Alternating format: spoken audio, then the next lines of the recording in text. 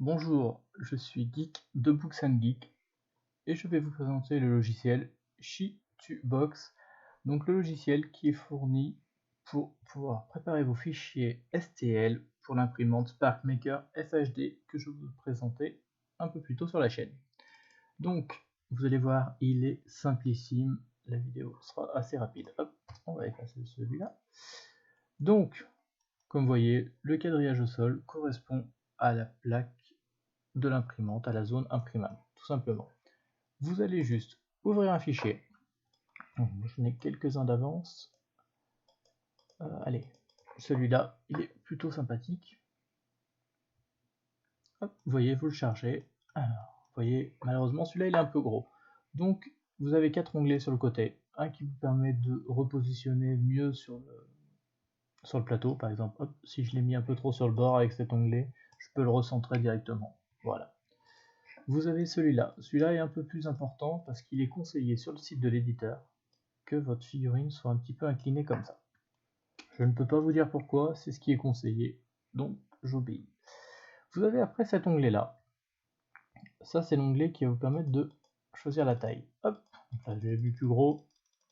Là, le but serait de le mettre plus petit. Voilà, par exemple. Voici une belle faucheuse.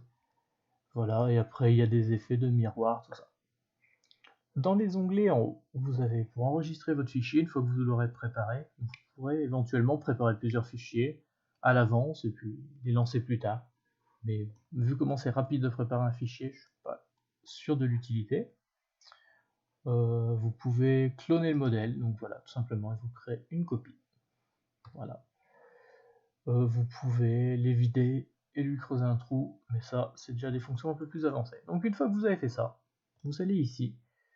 Pour créer les supports, c'est ce qui va aider votre impression à se réaliser. Donc déjà dans un premier temps, vous voyez qu'automatiquement au sol, il vous crée le support qui sera directement en contact avec la plateforme et que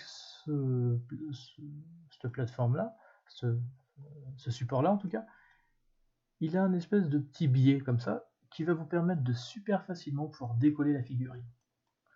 Voilà, ça a été super bien pensé. Alors voilà, là juste ici de base, on était réglé sur moyen. Moi j'ai préféré mettre en épais parce que j'ai eu des problèmes sur les premières impressions que j'ai fait. Est-ce que ça venait de là? Est-ce que ça venait d'autre chose? Je peux pas en être sûr, mais depuis je suis resté en épais et ça marche très très bien. Et voilà, ça joue pas grand chose. Donc vous êtes comme ça, vous faites tout. Et là, tout simplement, le logiciel va vous rajouter tous les supports qu'il estime avoir besoin. Donc là, c'est ce que lui estime avoir besoin. Si vous pensez qu'il faut en rajouter, et ben vous pouvez normalement ajouter un support. Voilà, normalement je suis dedans. Je sais pas pourquoi il veut pas. Habituellement il veut. Vous voyez. Si pour X ou Y raison vous voulez en mettre beaucoup plus pour par sécurité. Bah là il a décidé qu'il voulait pas en mettre en dessous vraiment. Mais voilà, normalement de toute façon, s'il vous dit que c'est imprimable, c'est bon. Voilà, une fois que vous avez fait ça, vous allez dans le tranchage. Le tranchage, en fait, ça va lui découper en quelque sorte votre fichier pour qu'il imprime toutes les tranches, en fait, les unes après les autres.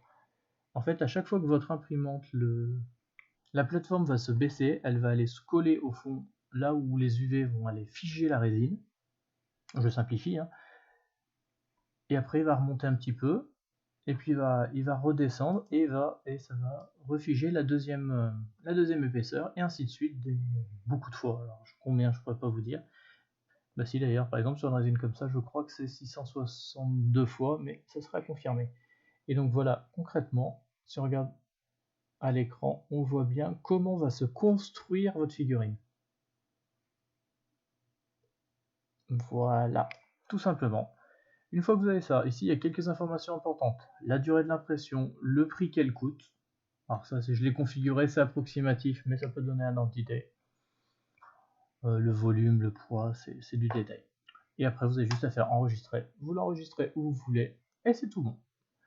L'enregistrement, il faut compter entre 30 secondes et 1 minute pour l'envoyer sur votre carte SD. Et cette carte SD que vous mettrez dans votre imprimante. Voilà. Au niveau des réglages, je vais vous montrer basiquement Ça, c'est le réglage de base. Donc quand vous téléchargerez le logiciel sur le site de l'éditeur, vous aurez ce réglage de base de noter sur un fichier à part. Donc il faudra bien le reprendre. Mais voilà, c'est assez simple. Les réglages à configurer, c'est un quart d'heure. Voilà, à peu près. La résine, donc là, c'est là que j'ai dit qu'un pot de résine d'1 litre valait environ 150 €.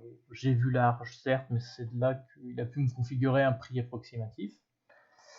Donc là, pareil, c'est tout plein de facteurs pour l'impression. C'est pareil, quand vous téléchargez le logiciel, vous avez un fichier Excel où toutes ces informations, en fonction, attention, de la résine que vous utilisez, vous sera indiqué. De la résine que vous utilisez et de l'épaisseur de couche que vous souhaitez. À savoir que moi je suis sur une épaisseur de couche intermédiaire, il y en a une qui est un peu plus grossière et une qui est un peu plus précise. Honnêtement, moi je trouve que c'est déjà largement assez précis.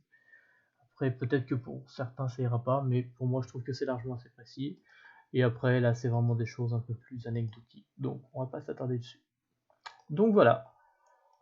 En conclusion, le petit chez nous qui a 10 ans, il arrive à configurer une figurine tout seul de A à Z quasiment.